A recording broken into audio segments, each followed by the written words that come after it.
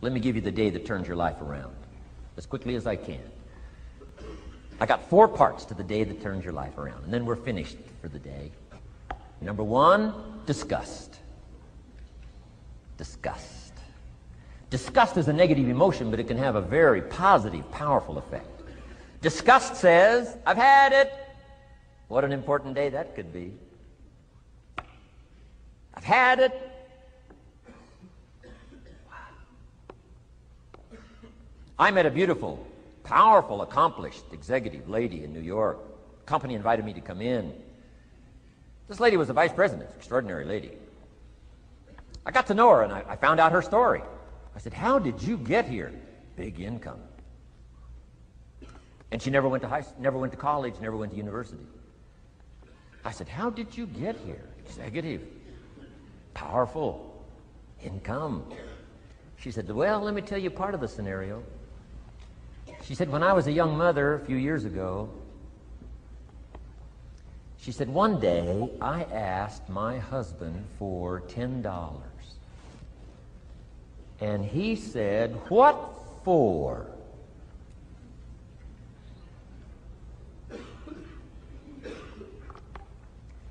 She said, before that day was over, I decided I would never, ever ask again. She said, I started studying opportunity, found it, took the classes, put myself through the schools, did the scenario. Now I'm vice president. I make a lot of money. And she said, I kept my promise. I've never, ever had to ask again. It's called a life-changing day. The day you say, enough is enough. Now, if you can add an act to your disgust, it helps. A man takes a shotgun to his car, blows out every window, destroys every tire, puts 100 rounds in it, and says, I've driven this embarrassing thing for the last time. And then he saves it. He saves it.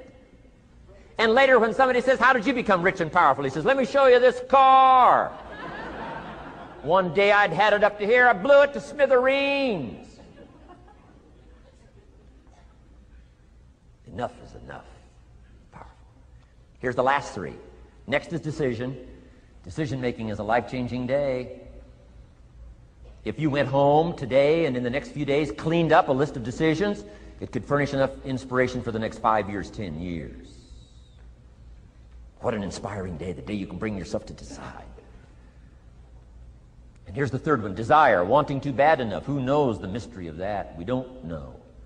But here's something I do know. Sometimes desire waits for a trigger, waits for something to happen. Who knows what the happening may be? A song, the lyrics, a movie, the dialogue, a seminar, a sermon, a book, an experience, confrontation with an enemy, a conversation with a friend who finally levels with you. Whatever the experience it is, it's so valuable. And here's my best advice. Welcome all experiences. You never know which one is going to turn everything on. Don't put up the walls. The same wall that keeps out disappointment keeps out happiness. Take down the walls. Go for the experience. Let it teach you. And here's the last one. Resolve. Resolve says I will. 2 of the most powerful words in the language. Benjamin Disraeli said, nothing can resist a human will that will stake its existence on its purpose. Shortly put, I'll do it or die. Best definition of resolve I got from a little junior high girl, Foster City, California. I'm going through some words one day. I got to this one and I asked the kids, who can tell me what resolve means? Some didn't know, some tried. Interesting. The last one was the best. Little girl about 3 rows back, she said, I think I know, Mr. Rohn. I said, what? She said, I think resolve means promising yourself you will never give up. I said, that's the best I've ever heard. She's probably giving seminars somewhere today, right? I mean, that's the best I've heard. I asked the kids, how long should a baby try to learn how to walk?